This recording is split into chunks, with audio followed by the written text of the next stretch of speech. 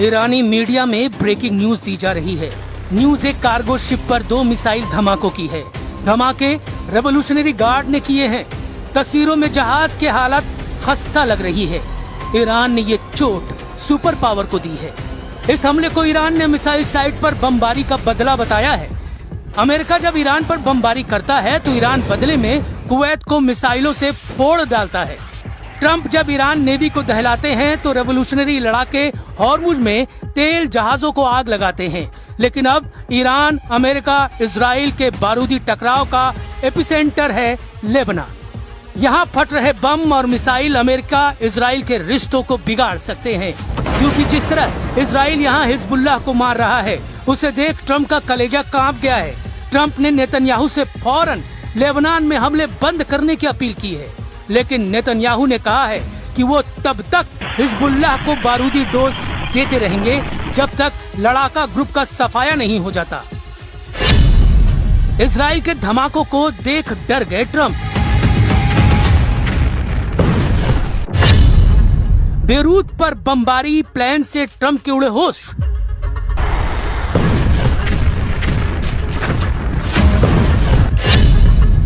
Trump ने कहा, बीबी तुमसे सब नफरत करते हैं।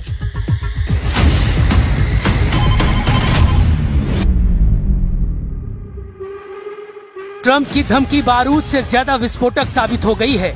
नेतन्याहू आउट ऑफ कंट्रोल हो गए हैं। इजराइल के प्रधानमंत्री ने सुपर पावर की चेतावनी को अनदेखा कर दिया है। नेतन्याहू ने ऐलान किया है कि बेरूत को बर्बाद होने से कोई नहीं बचा पाएगा। नेतन्याहू ने ये बात ट्रंप को भी बता दी है कि इजराइल का स्टैंड बदला नहीं है, उसका प्लान एक्टिव है। तो क्या होगा ट्रंप के शांति प्रस्ताव का? क्योंकि ईरान ने कहा है कि अगर अब लेबनान पर एक भी बम फटा तो तेल अवीव में मिसाइलों की आंधी आएगी।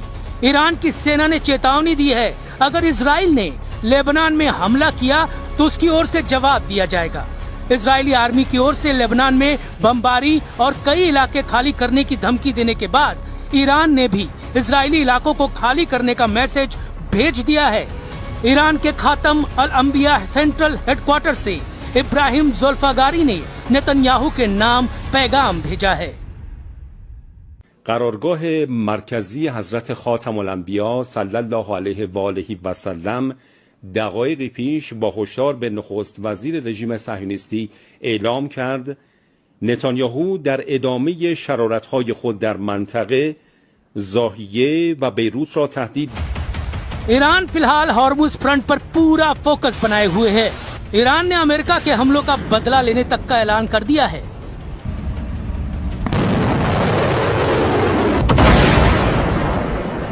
वही तेवर, वही तेजी, वही स्टाइल, धमाके दर धमाके, मिसाइलों के, रॉकेट के, फास्ट बोट का एक्शन, रेवोल्यूशनरी फाइटर्स का दबदबा। ईरान ने अमेरिकी गुरूर को फिर से तोड़ दिया। अब की बार ये बताकर मारा है कि ईरान की हद में जो आया उसका सफाया तय है। ईरानी मीडिया रिपोर्टों के मुताबिक रेवोल्यूशनरी लड़ाकों ने पनामा के झंडा लगे एक जहाज को क्रूज मिसाइल से धुआं कर दिया है। असल में यह कार्गो जहाज अमेरिकी कंपनी MSC सरिस्का V का है, जिसे ओमान के तट पर करीब ईरानी युद्धपोत पर हमले के बदले में ईरान ने मिसाइल से दहलाया है। इससे पहले 1 जून को अरब सागर से गुजर रहे एक कार्गो शिप पर मिसाइल से हमला हुआ, जिससे इराक के तट पर एक बड़ा विस्फोट हुआ। ये मिसाइल हमला इराक तट पर कसर से लगभग 40 समुद्री मील साउथ ईस्ट में हुआ था। समुद्री सुरक्षा एजेंसी ने बताया कि टक्कर के बाद एक जोरदार विस्फोट हुआ। यूके MTO ने मिसाइल हमले से प्रभावित जहाज की जानकारी साझा नहीं की है। इधर ईरान ने अमेरिका के साथ सभी तरह के संपर्क रोकने की बात कह दी है। ईरान की सरकारी मीडिया तस्नीम ने बताया कि axis of resistance Hormuz strait के बाद अब लाल सागर के एंट्री गेट पर मौजूद बाब अल मंडेब स्ट्रेट को भी बंद कर सकते हैं। हॉर्मुज स्ट्रेट के बंद होने से दुनिया के कई देश गंभीर तेल और गैस संकट में फंस गए हैं। लेकिन अब अगर बाब अल मंडेब को वास्तव में बंद किया जाता है तो इसके विनाशकारी परिणाम हो सकते हैं।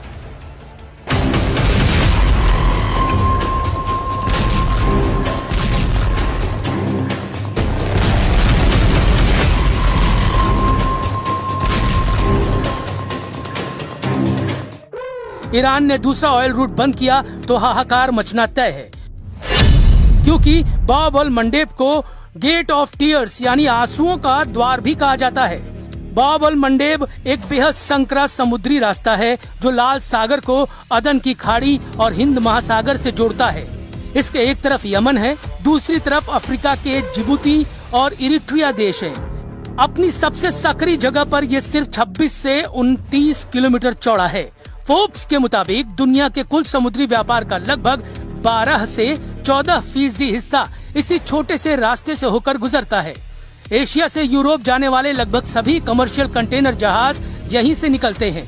खाड़ी देशों से यूरोप और अमेरिका जाने वाले तेल और लिक्विफाइड नेचुरल गैस के टैंकर इसी रास्ते का इस्तेमाल करते हैं। यहाँ से रोजाना लगभग 40 से 50 लाख बैरल कच्चा तेल गुजरता है। इसलिए अगर ईरान वाकई इसे बंद करता है तो ऐसा कर वो पूरी दुनिया को रुला सकता है। हॉर्मुज और बाब अल मंडेब दोनों के बंद होने का मतलब होगा कि दुनिया की कुल तेल और गैस सप्लाई का 25% हिस्सा पूरी तरह से लॉक हो जाएगा। हॉर्मुज स्ट्रेट में ईरान की मंजूरी के बिना घुसना मना है। अब दूसरे तेल गलियारे में बैरियर लगाकर रेवोल्यूशनरी लड़ाके ट्रम्प से बराबरी की डील की मांग कर रहे हैं। ईरान की बारूदी फास्ट बोट पहरेदारी कर रही है। जिस भी जहाज पर शक होता है उसे रेवोल्यूशनरी लड़ाके रॉकेट धमाकों से ब्रेक लगा दे रहे हैं। लेकिन अमेरिका कितनी देर शांत रहेगा? ट्रम्प कब तक युद्ध समझौते का इंतजार करेंगे? क्योंकि लेबनान में ट्रम्प की कही बात सच साबित नहीं हो रही है। बेरूत को इजराइल ढहाने के मिशन को ऑन कर चुका है। ईरान कह रहा है लेबनान में जब तक हमला होगा कोई समझौता नहीं हो सकता।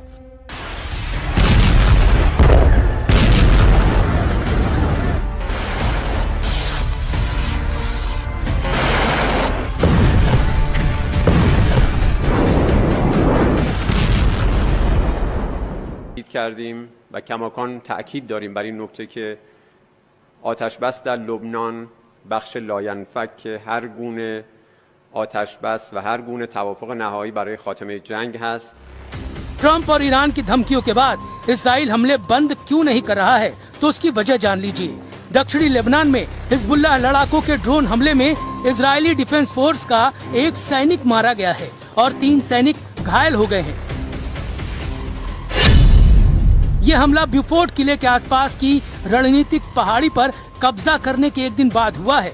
मारे गए सैनिक की पहचान 20 साल के स्टाफ सार्जेंट एडम जारफती के तौर पर हुई है, जो इजराइल डिफेंस फोर्स की कमांडो ब्रिगेड की मैगलन यूनिट में तैनात थे।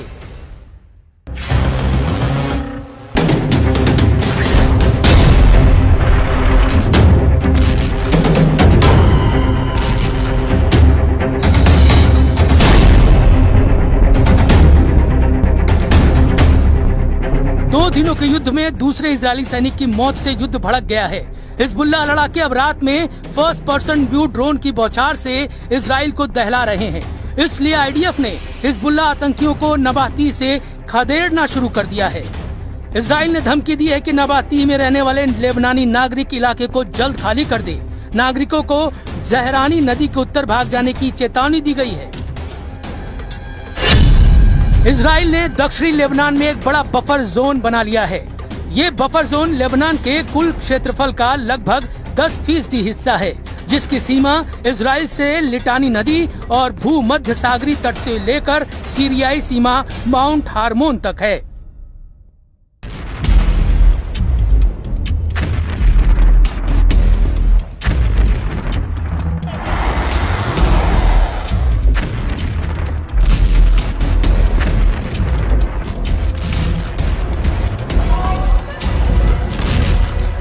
हालांकि हिजबुल्लाह के गढ़ कहे जाने वाले बेरूत में अब भी लड़ाका ग्रुप का कंट्रोल है।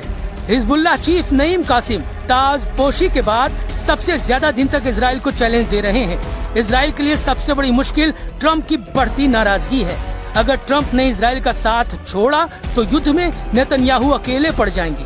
बिना अमेरिका के इजराइल कितने दिन युद्ध में टिक पाएगा समझना मुश्किल नहीं, क्योंकि अब तो इजराइल के अंदर ही नेतन्याहू का भारी विरोध शुरू हो गया है।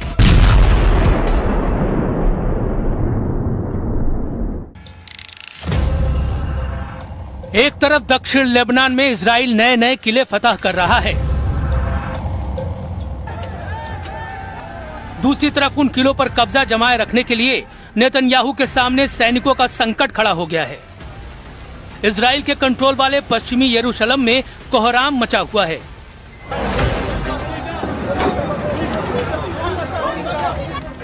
पश्चिमी यरूशलेम में पुलिस बैटन से पीट रही है। ये हंगामा करने वाले हैं हारेदी प्रदर्शनकारी।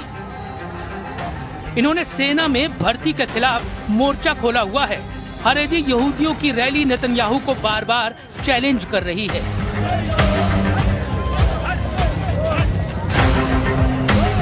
जब इजराइल ने गाजा, लेबनान और सीरिया में फौज में तैनाती की हुई है और ईरान से युद्ध किसी भी वक्त शुरू हो सकता है। इजराइल की सेना में भर्ती का मुद्दा बहुत गरमाया हुआ है। अनिवार्य सर्विस का विरोध चल रहा है। इस विरोध का सेंटर पॉइंट वो हारेदी यहूदी समुदाय है जो नहीं चाहता कि उस पर सेना में अनिवार्य सर्विस का दबाव डाला जाए। इसी डिमांड के साथ हजारों लोग यरूशलेम में इकट्ठा हुए। इजराइल में नेतन्याहू को हिजबुल्लाह और हमास से इतनी बड़ी टक्कर नहीं मिली जितना इजराइल के अंदर हारेदी समुदाय का विरोध उनके लिए मुसीबत बन चुका है। भ्रष्टाचार के मुकदमों के अलावा अब ये भीड़ नेतन्याहू पर आग बबूला है। ये लोग युद्ध में नहीं जाना चाहते। हारेदी यहूदियों की दलील है कि पवित्र किताब तोरा का अध्ययन इजराइल की हिफाजत करता है। ऐसा करना उनकी ही जिम्मेदारी है, इसलिए उन्हें फौज में भर्ती से छूट मिलनी चाहिए। हारेदी यहूदियों का मानना है कि सेना का माहौल उनके धार्मिक नियमों से अलग है, जहां पुरुष और महिलाएं साथ रहते हैं। खाने पीने के नियम भी ऐसे हैं जो उनकी प्रार्थना के नियमों से मेल नहीं खाते। हारेदी यहूदी समुदाय इजराइल देश की स्थापना को भी सही नहीं मानता। ऐसे में हारेदी युवाओं की धार्मिक आस्था कमजोर होती है।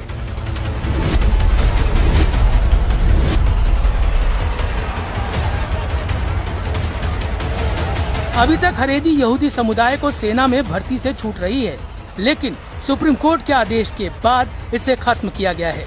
नेतन्याहू के गठबंधन वाले साथी भी यही चाहते हैं। ऐसे में नेतन्याहू सरकार से हारेदी समुदाय की टक्कर तेज होती जा रही है, लेकिन नेतन्याहू की दिलेरी से दुश्मन वाकिफ है। फाइटर लीडर कभी भी मुश्किलों से घबराते नहीं।